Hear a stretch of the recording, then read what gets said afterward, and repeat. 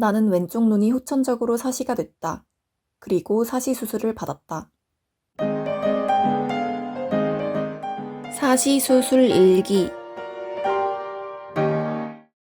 수술 2주 전, 수술 전 필수 검사를 받으러 왔다. 피 검사. 나는 피가 무섭지도 징그럽지도 않은데 왜 피만 보면 속이 울렁거리고 어지러울까? 오늘도 선생님을 외면한 채 피를 뽑는다. 소변 검사. 소변 검사하는지 모르고 미리 화장실 다녀왔다. 화장실에서 체감 20여 분 동안 방광을 겨우 쥐어짜냈다. 가슴 엑스레이. 무난하게 통과. 심전도 검사. 나는 지금까지 심전도 검사를 받으면서 얼마나 많은 모르는 사람들에게 내 건포도를 갔을까 잠시 생각했다. 검사가 끝나고 신장과 체중, 혈압을 재고 마취과 선생님께 마취를 해도 되는 몸 상태인지 상담을 받았다. 문제 없다. 사시 수술은 눈 근육을 건드리는 수술이라 전신 마취를 해야 한다. 그리고 입원 없이 당일 수술 후 바로 퇴원이며 보호자 동반 필수다. 수술 하루 전날 아침, 코로나 검사를 받으러 왔다. 대코로나 시대에 수술을 하려면 필수로 받아야 한다. 10개월 전엔 큰 면봉으로 코를 1초 쑤셨는데 이번엔 5초나 쑤셨다. 상당히 거북하지만 할만하다. 결과는 당일 저녁 8시쯤 문자로 받았다. 음성이다.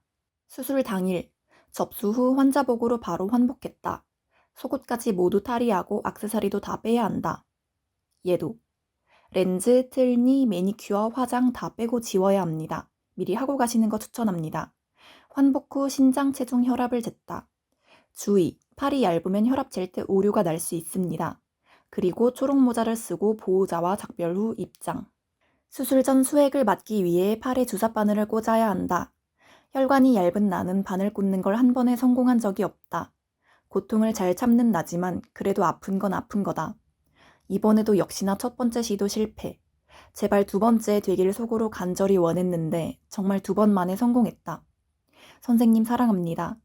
소파에 앉아서 수액을 맞으며 덤덤하게 수술을 기다렸다. 수술하면 당분간 운동을 못하겠지? 수술할 때마다 내 노력의 물거품이 되는 것 같다. 그치만 내가 선택했으니 다시 하면 되지 뭐. 얼마 지나지 않아 침대에 누워 수술장으로 이동했다. 익숙한 냄새와 약간 추운 온도. 수술 침대로 옮겨 눕고 몸이 침대에 고정된 후 산소호흡기를 입에 대주셨다. 수술 침대는 퐁신퐁신하고 호흡기엔 라텍스 냄새가 난다. 혈관에 마취약이 들어오는 게 느껴진다. 눈앞이 흐릿흐릿해지며 의식이 흐려졌다. 얼마나 지났을까? 기억이 확실하진 않지만 갑자기 숨이 쉬어지지 않았던 건지 구역질이 났던 건지 뭔가 불편했다. 그리고 바로 누군가 내 목구멍에 뭔가를 쑤셨던 것 같다. 옷걸이로 뚫림 당하는 막힌 세면대가 된 기분이었다. 다시 기억이 없다. 또 얼마나 지났을까? 의식은 항상 청각부터 돌아온다. 눈은 수술해서 뜰 수 없고 의식이 돌아와도 몸은 내 맘대로 움직여지지 않는다. 전신 마취가 깰 땐 항상 가래가 껴있고 목이 아파서 기침하고 싶지만 기침할 힘은 몇 시간 뒤에나 생긴다. 침대에서 어느 정도 회복 후 선생님이 소파로 이동해서 앉아 있어야 된다 하셨는데 걸을 힘이 없어서 침대채로 옮겨지고 부축을 받으며 앉는데 성공했다. 소파에서 회복 중인데 보호자 들어오라는 소리가 들렸다. 엄마가 선생님께 퇴원 후 주의사항 설명을 듣고 나랑 대화를 나눴는데 내가 오렌지 주스를 사달라고 했던 기억밖에 없다. 수술하면 오렌지 주스가 왜 이렇게 땡기는 걸까? 엄마가 나가고 다시 회복을 하는데 너무 졸렸다. 잠을 너무 많이 자서 선생님께 혼났다. 호흡하면서 속에 있는 마취가스를 빼야 한다고 자면 안 된다고 하셨다. 잠시 후 주사 바늘을 뺐다. 주사 자리엔 피멍이 들 수 있습니다. 수술 후 약 3시간 뒤 물을 마시고 안대를 벗었다. 보통 수술 다음날 벗는데 이번엔 되게 빨랐다. 당일 퇴원이라 그런가? 회복이 끝나고 환복 후 귀가. 사시 수술 굉장히 아프고 한동안 눈뜨기 어렵다는데 나는 그렇게 아프지 않았고 눈도 시리긴 했지만 당일날 바로 뜰 수 있었다.